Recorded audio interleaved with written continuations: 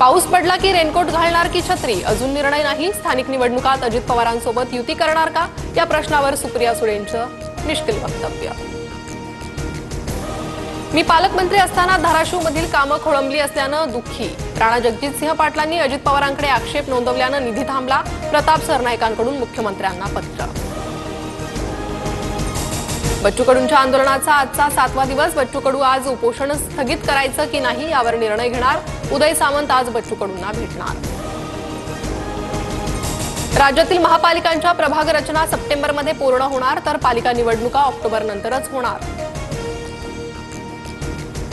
हॉटेलमध्ये शाकाहारी आणि मांसाहारी पदार्थ वेगळे शिजवा, अन्यथा कारवाई। अन्न आणि औषध प्रशासन सुरक्षा आयुक्तांचे आदेश।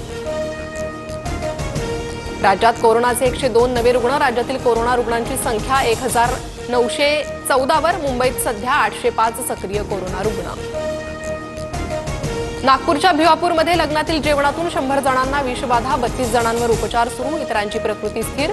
पाण्यासह लग्नातील जेवणाचे नमुने तपासण्यासाठी पाठवले।